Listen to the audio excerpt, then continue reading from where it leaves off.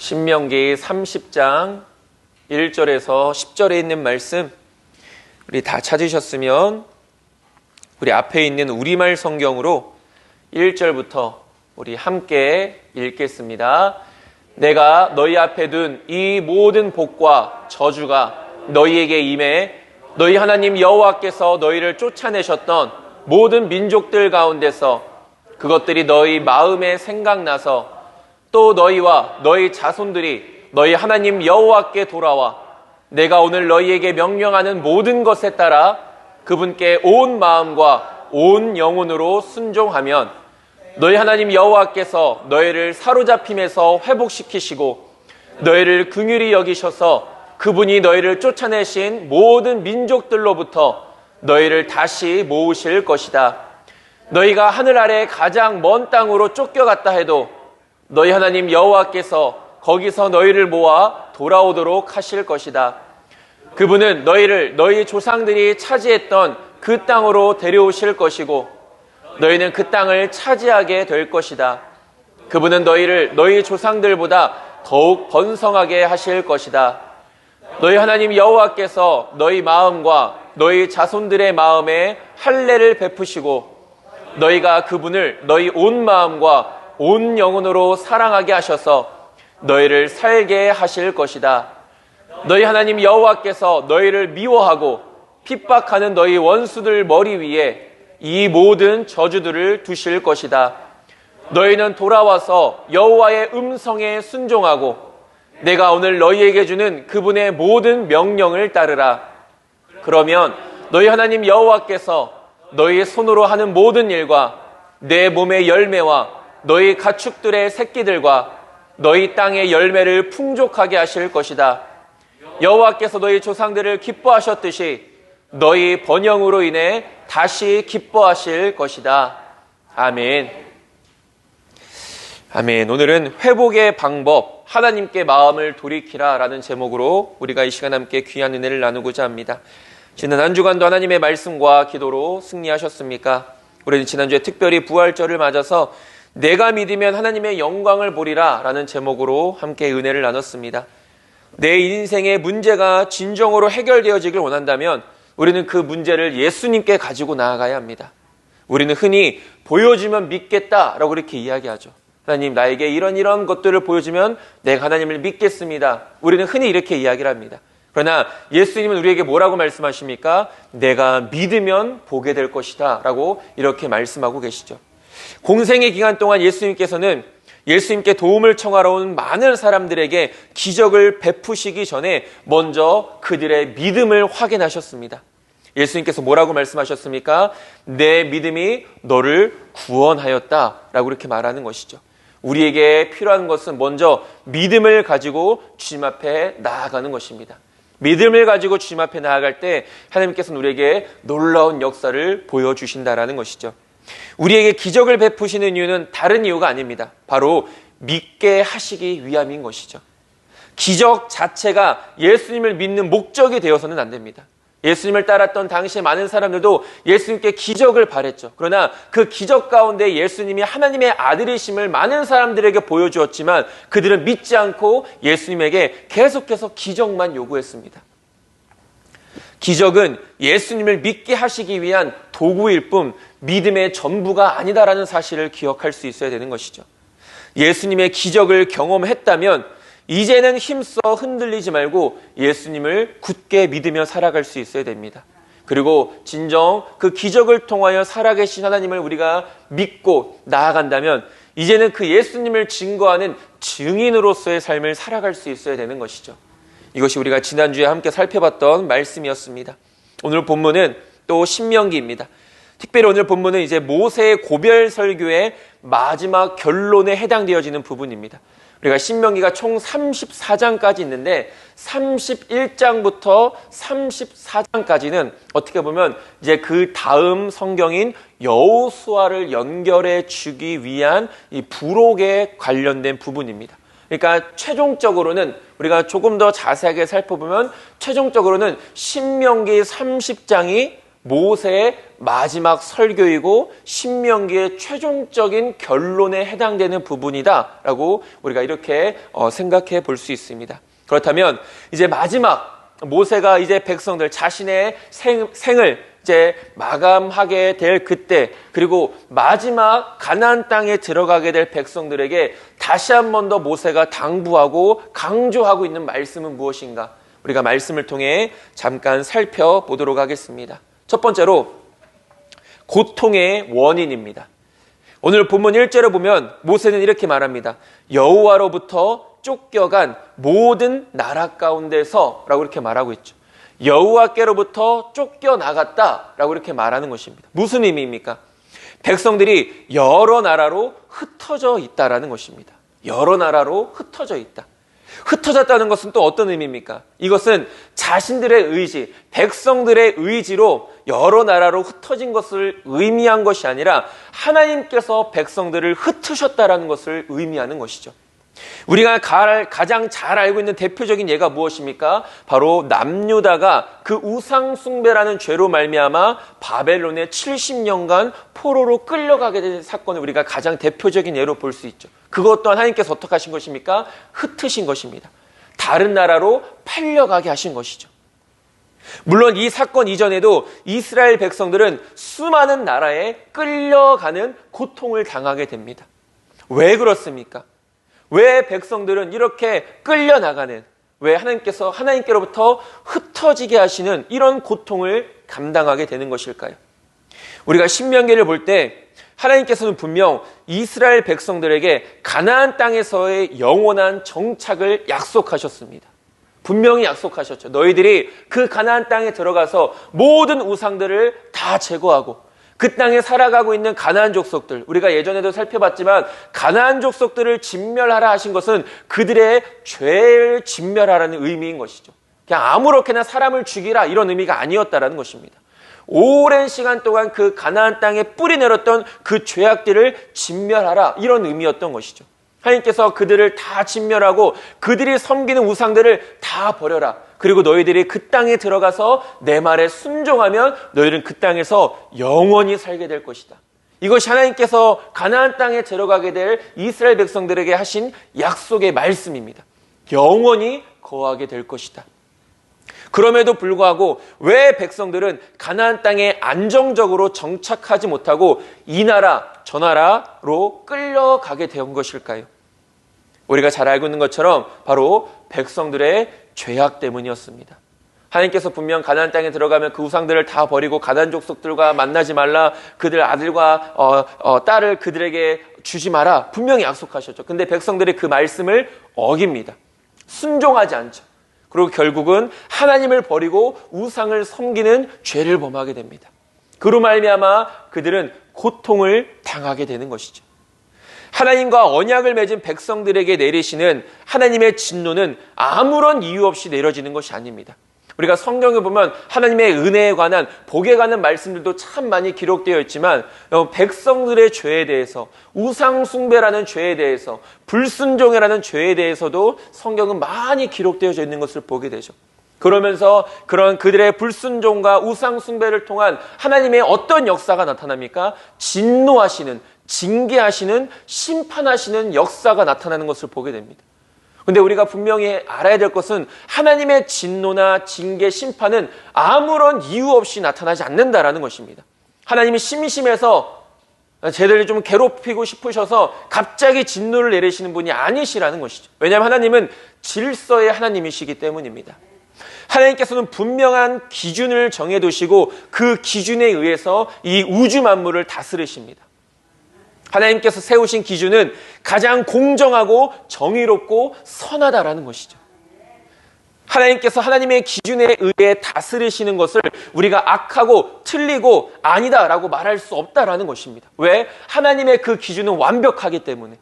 우리가 그것이 완벽하지 않다, 하나님이 틀렸다, 하나님이 맞지 않다라고 우리가 감히 말할 수 없다라는 것입니다. 왜냐하면 하나님의 기준과 일하시는 방법은 완전하기 때문인 것이죠.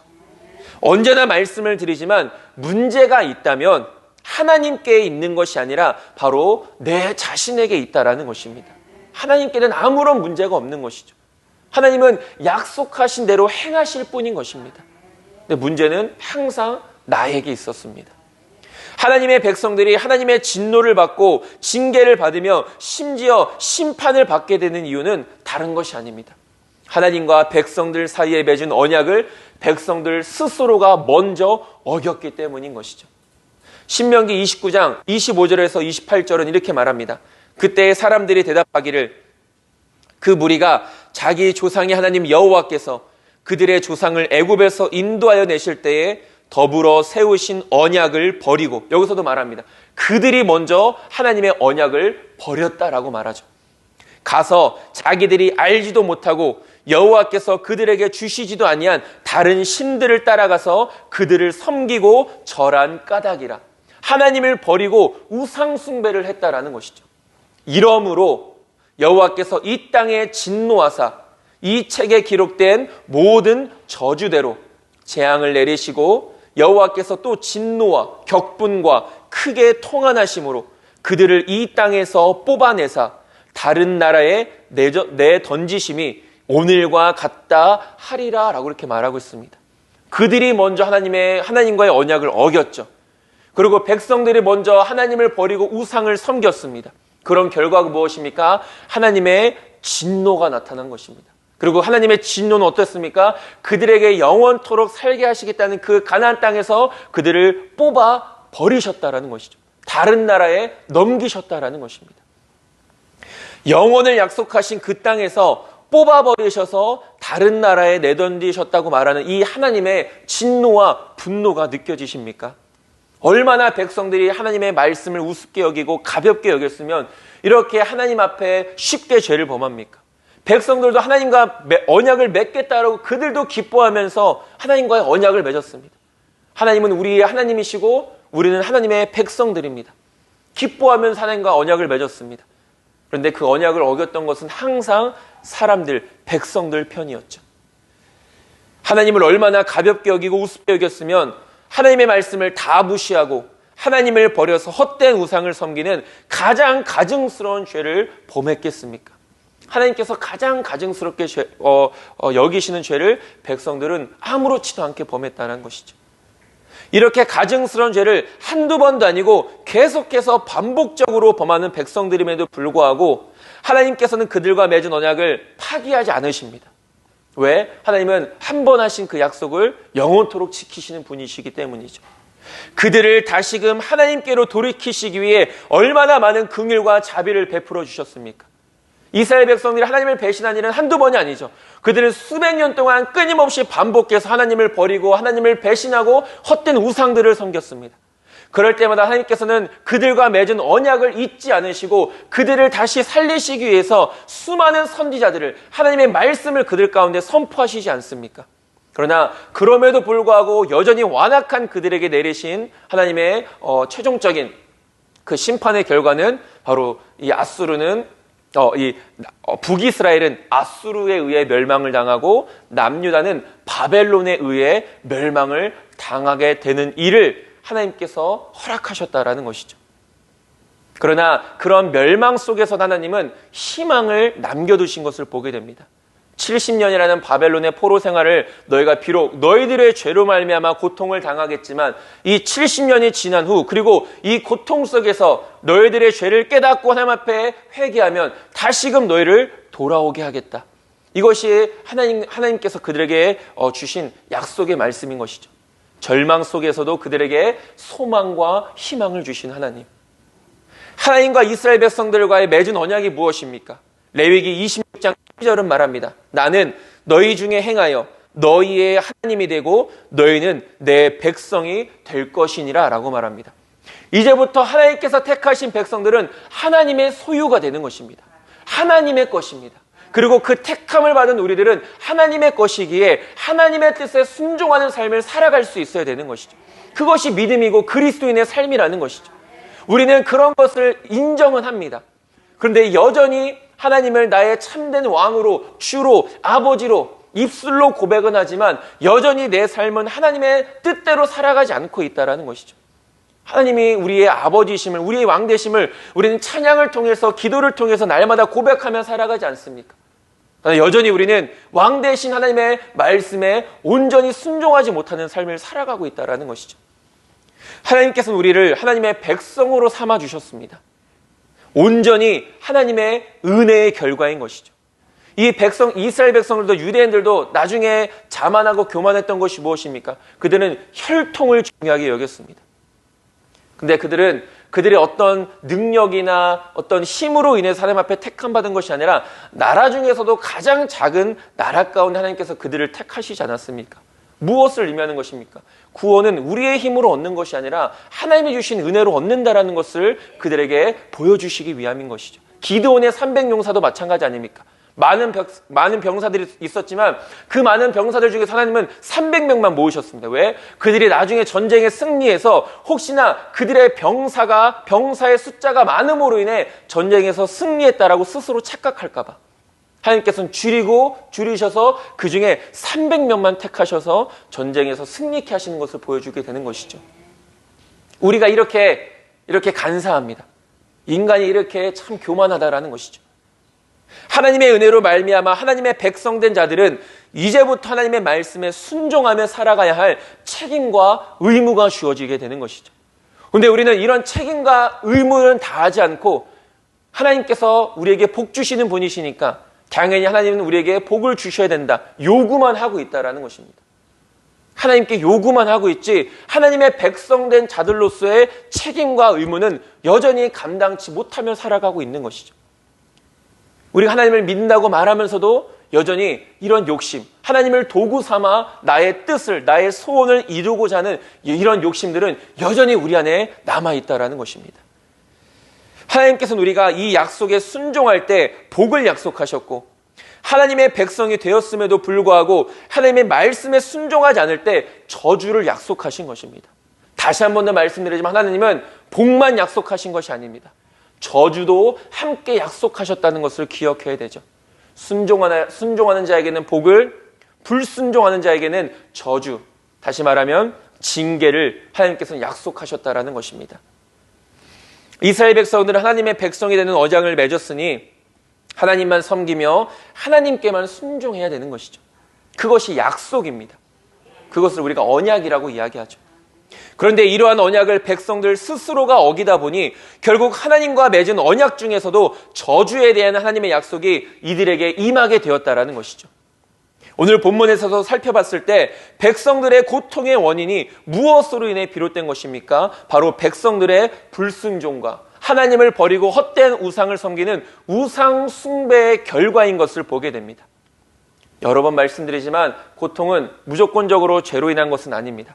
그러나 오늘 본문 말씀에서 살펴봤을 때 하나님께서 흩으시고 뿌리채 뽑아버리시겠다라는 그 진노가 일어나게 되는 단 한 가지의 원인은 바로 죄 때문이라는 것이죠.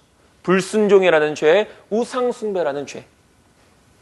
많은 사람들이 자신의 인생의 문제와 고통을 해결하기 위해 하나님을 찾습니다.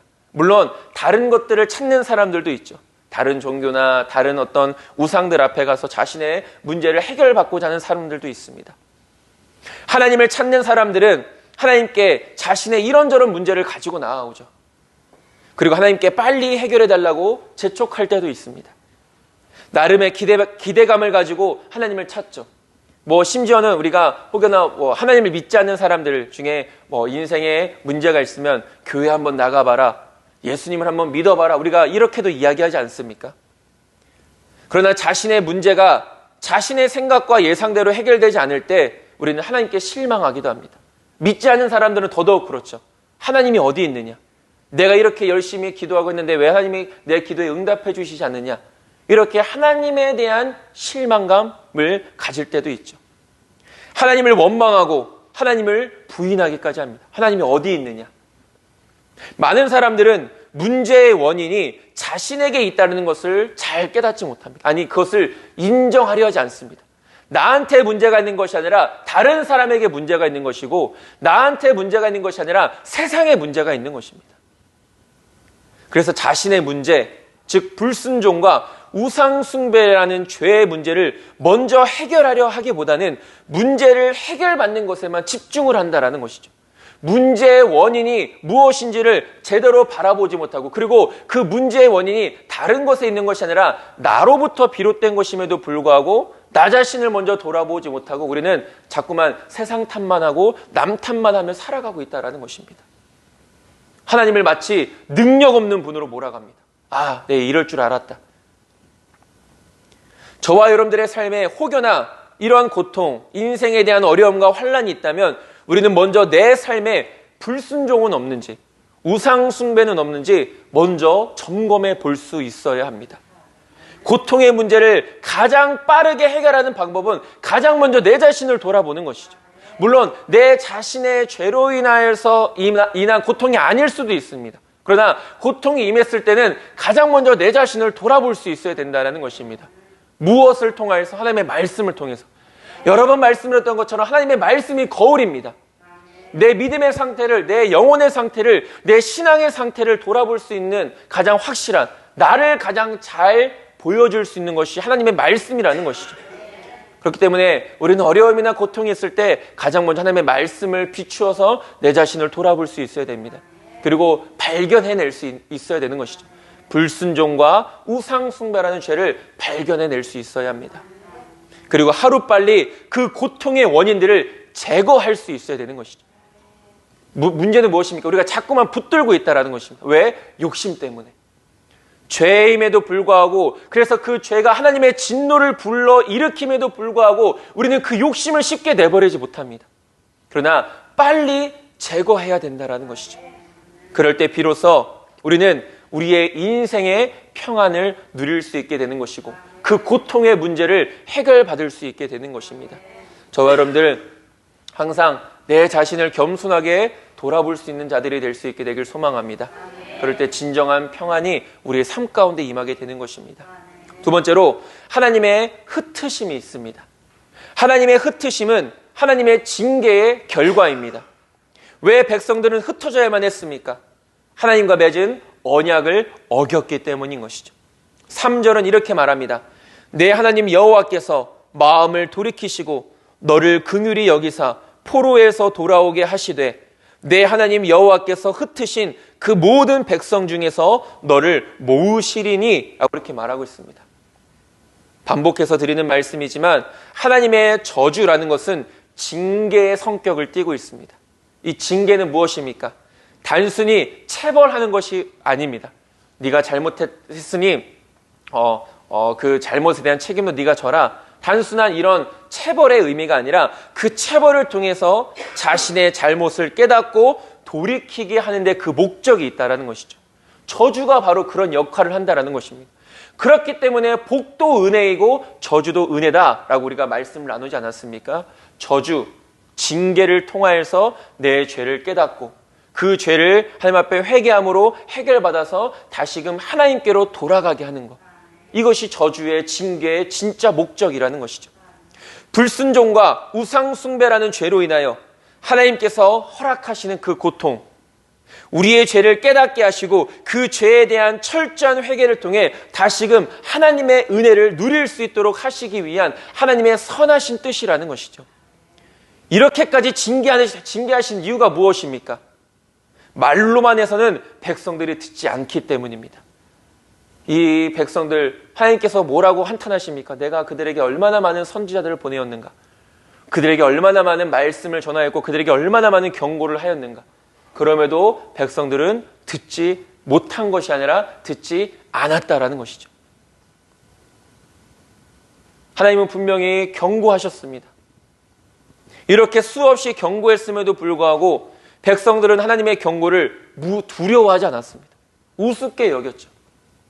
그리고 수많은 거짓 선지자들이 말하지 않습니까? 하나님은 너희들에게 절대 그런 징계나 진노를 내리실 분이 아니다. 이것도 다 지나갈 일이고 그냥 너희들이 하던 대로만 해라. 이것이 그때 당시 구약시대의 거짓 선지자들이 마치 자신이 하나님의 음성을 들은 것처럼 하나님의 메시지를 받은 것처럼 그렇게 많은 백성들을 현혹하지 않았습니까? 회개해야 될 때임에도 불구하고 회개가 필요 없다고 말했던 그 수많은 거짓 선지자들. 처음에는 잘 들었을 수도 있습니다.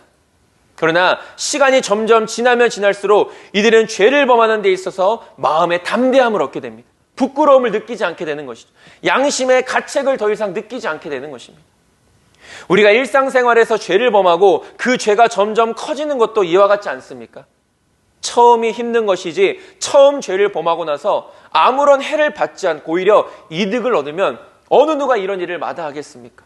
불법을 저지르고 편법을 저질러도 나에게 당장 해가 임하지 않고 오히려 이득이 되어진다면, 그렇기 때문에 많은 사람들이 여전히 불법과 편법을 범하고 있는 것이죠. 왜? 잠깐의 손해는 있을 수 있어도 더 큰 이득이 있기 때문에. 죄가 무서운 것이 무엇입니까? 죄를 범하면 범할수록 죄에 대해서 둔감해진다는 것에 있습니다.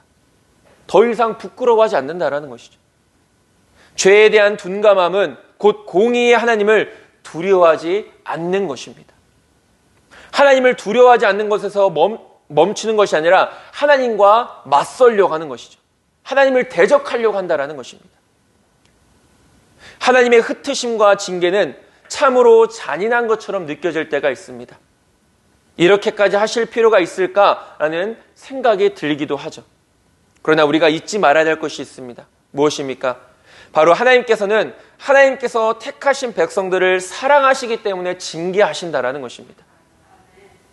사랑하지 않으면 징계하지 않는다라는 것이죠. 히브리서 12장 8절은 말합니다. 징계는 다 받는 것이거늘 너희에게 없으면 사생자요 친아들이 아니니라 라고 말합니다. 우리가 징계받는 것, 하나님께로부터 징계받는다는 것은 어떠한 증거입니까? 우리가 하나님의 자녀라는 증거가 되어진다는 것이죠. 하나님의 자녀이기 때문에 하나님께로부터 징계를 받는 것입니다. 히브리서 12장 5절과 7절은 말합니다. 또 아들들에게 권하는 것 같이 너희에게 권면하신 말씀도 잊었도다. 일러스되 내 아들아 주의 징계하심을 경히 여기지 말며 그에게 꾸지람을 받을 때에 낙심하지 말라. 주께서 그 사랑하신 자를 징계하시고 그가 받아들이시는 아들마다 채찍질하심이라 하였으니 너희가 참음은 징계를 받기 위함이라. 하나님이 아들과 같이 너희를 대우하시나니 어찌 아버지가 징계하지 않는 아들이 있으리요? 라고 말합니다. 사랑해서 징계하신다는 것이죠. 왜? 죄악된 길에서, 잘못된 길에서 돌이키게 하시고 바른 길로 가게 하시기 위해서. 죄와 사망의 권세 가운데서 살리시고 그들을 생명으로 구원의 길로 인도하시기 위해서 우리를 징계하시는 것입니다. 그 죄의 유혹 가운데 빠져서 하나님을 버리는 헛된 삶을 살아가는 자들을 징계하셔서 다시금 하나님께로 돌아서게 하시고 하나님과 동행하는 복된 삶을 살아가게 하시기 위해서 징계하시는 것이죠. 하나님의 징계는 우리에게 어떠한 유익이 있습니까?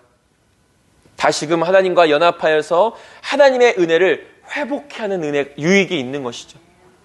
하나님과 멀어지고서는 하나님의 은혜가 함께할 수 없습니다. 하나님과 떨어지고서는 하나님의 복이 나에게 임할 수 없다라는 것이죠. 근데 그것이 하나님과 우리의 사이를 뭐가 가로막고 있습니까? 죄가 가로막고 있다라고 성경이 이야기하지 않습니까? 그 죄의 문제가 해결되지 않으면 우리는 하나님께 나아갈 수도 없고 하나님께서 약속하신 은혜와 복을 누릴 수도 없다라는 것이죠. 우리는 진정 하나님의 은혜가 내 삶에 풍성하기를 원하십니까? 그리고 하나님의 은혜 없는 믿음의 삶은 진정한 믿음의 삶이라고 말할 수 없다라는 것이죠. 우리가 나무의 가지로서 존재하지만 그 가지가 나무에 붙어있지 않으면 아무런 생명력도 얻지 못하고 그로 말미암아 어떠한 열매도 맺지 못하는 것입니다. 너무나도 당연한 일 아니겠습니까? 가지는 나무에 붙어 있어야만 합니다. 믿음도 마찬가지라는 것이죠. 예수님께 붙어 있어야만 그것이 믿음인 것입니다. 예수님께 붙어 있어야만 그것이 생명을 얻는 것입니다. 예수님과 연합해야만 열매를 맺을 수 있는 것이죠. 근데 우리는 그렇지 못한 삶을 살아갈 때가 많습니다. 형식적인 거에 얽매여서 예수님과의 연합, 나무에 붙어있는 가지로서의 삶을 온전히 살아가지 못하고 있다는 것입니다. 그리스도인의 삶은 다른 말로 하면 열매 맺는 삶이라고도 말할 수 있는 것이죠. 다시 말하면 열매가 없다면 진정한 그리스도인으로서의 삶을 살아가지 못하고 있다는 것입니다. 진정한 그리스도인의 삶에는 반드시 좋은 열매가 맺혀지게 되는 것이죠. 왜 그렇습니까? 그것이 하나님의 섭리이기 때문이죠. 진정한 그리스도인의 삶이란 항상 예수님과 교제하며 예수님께 꼭 붙어있는 삶인 것이죠. 우리가 예수님과 교제한다, 예수님께 붙어 있다라는 것을 조금은 우리가 추상적으로 생각할 때가 있습니다. 어떤 것이 예수님과 함께하는 것인가? 어떤 것이 예수님께 붙어 있는 것인가? 다른 것이 아니죠. 말씀 가운데 살아가는 것입니다. 말씀을 날마다 붙드는 삶, 말씀을 날마다 묵상하는 삶, 그 말씀대로 살아가는 삶, 이것이 바로 예수님과 연합하여서 열매 맺는 삶을 살아가는 그리스도인의 모습이라는 것이죠. 말씀 없는 삶은 진짜 그리스도인의 삶이 아닙니다. 혹여나 하나님의 흩으심, 하나님의 징계가 현재 나에게 임했다면 우리는 그 징계가 우리를 사랑하시는 하나님의 증거임을 기억하면서 징계를 통한 죄의 회개, 죄악에서의 돌이킴을 통하여 하나님의 은혜가 다시금 회복되는 은혜를 누릴 수 있는 저와 여러분들이 될 수 있게 되기를 간절히 소망합니다. 하나님의 흩으심의 성격에는 바로 이러한 하나님의 선하신 뜻이 담겨져 있다는 것이죠. 마지막으로 하나님의 모으심이 있습니다. 이것을 우리가 회복이라고 말할 수 있는 것이죠. 하나님의 징계로 인해 흩어진 백성들이 다시금 모여지는 회복의 은혜를 누리기 위해서는 하나님께로 다시 돌아서야 합니다. 사무엘상 7장 12절 14절은 말합니다. 사무엘이 돌을 취하여 미스바에 세워 이르되 이까지 우리를 도우셨다고 그 이름을 에베네셀이라 하니라. 이에 블레셋 사람들이 굴복하여 다시는 이스라엘 지역 안에 들어오지 못하였으며 여호와의 손이 사무엘이 사는 날 동안에 블레셋 사람을 막으심에 블레셋 사람들이 이스라엘에게서 빼앗았던 성읍이 에그론부터 가드까지 이스라엘에게 회복되니 이스라엘이 그 사방 지역을 블레셋 사람들의 손에서 도로 찾았고 또 이스라엘과 아모리 사람 사이에 평화가 있었더라라고 말합니다. 우리가 자주 예로 들었던 성경 구절 아닙니까? 이제 블레셋이 쳐들어와서 이스라엘 백성들에게 위기가 찾아옵니다. 그럴 때 사무엘 선지자가 다른 것 이야기하지 않았습니다. 무기를 들라, 전열을 갖춰라 이런 말 하지 않았죠. 너희 손에 있는, 너희 삶 가운데 있는 그 우상 숭배의 죄악을 다 버려라 이렇게 말했습니다. 그러니까 지금 이 블레셋의 침공이 무엇으로 인한 것이다라고 사무엘 선지자는 영적으로 본 것입니까? 그들의 죄, 백성들의 죄로 인해서 지금 이런 어려움이 찾아온 것이다라고 말하는 것이죠. 그래서 문제의 해결은 다른 것이 아니었습니다. 우상들을 버리라는 것이었죠. 그리고 다시 하나님께 돌아와라. 그들은 하나님께 떠나 있었습니다. 그 우상 숭배의 증거가 바로 그것 아닙니까? 하나님을 떠난 것. 다른 문제 해결 방법을 이야기한 것이 아니라 바로 그것을 이야기했던 것이죠. 그랬더니 어떻게 됐습니까? 블레셋을 물리쳤고 사무엘 선지자가 사는 날 동안에 평화가 임했고 당시는 전쟁이 너무나도 흔한 일이었습니다. 근데 평화가 임했다는 것은 전쟁이 없다라는 것을 의미하는 것이죠. 하나님이 지켜주셨기 때문이죠. 그리고 빼앗겼던 성읍들까지도 다시금 회복할 수 있었던 것, 다시 도로 찾아올 수 있었던 것, 바로 죄악의 근간이 되는 그 죄악 우상 숭배를 버렸기 때문에 가능했던 일인 것이죠. 사무엘이 사는 날 동안에 하나님께서는 블레셋 사람들을 막으셨다라고 말합니다. 사무엘이 사는 날 동안이라는 것은 무엇을 의미하는 것입니까? 하나님의 말씀대로 순종하는 동안을 의미하는 것이죠. 말씀에 순종하는 동안 평화가 임했고 말씀에 순종하는 동안 회복이 임했고 말씀에 순종하는 동안 하나님의 은혜와 복을 누릴 수 있었다라는 것입니다. 사무엘이라는 믿음의 선지자가 하나님의 말씀에 바로 서고 또한 그 말씀을 백성들에게 꾸준히 전하고 가르치며 백성들은 그 말씀의 기쁨으로 순종할 때 하나님의 인도와 보호와 동행하심이 그들의 삶 가운데 그들의 나라 가운데 임했다라는 것이죠. 원수들의 어떠한 공격도 감히 임하지 못하며 빼앗겼던 것들이 회복되어지고 전쟁이 없는 평화가 임하게 되었다라는 것입니다. 어떻게 할 때 이런 일들이 일어났습니까? 말씀에 순종할 때. 오직 하나님의 말씀에 순종할 때 약속된 하나님의 은혜가 임하게 되는 것입니다. 빼앗겼던 우리의 인생들이 다시금 회복되어지는 것이죠. 하나님의 은혜는 내가 하나님의 말씀에 순종하지 않으면서도 열심히 구하기만 할 때 임하는 것이 결코 아닙니다. 우리가 너무나도 쉽게 범하는 실수 중 그리고 우리의 삶 가운데 너무나도 깊이 뿌리 내려져 있는 잘못된 습관들 중에 하나 아니겠습니까? 내 발은 여전히 죄를 향하고 있는데 입술로는 하나님의 은혜와 복을 구하고 있습니다. 내 죄악된 이 발걸음을 돌이키려는 마음은 없는데 하나님 앞에 복은 받기를 원하고 있다는 것이죠.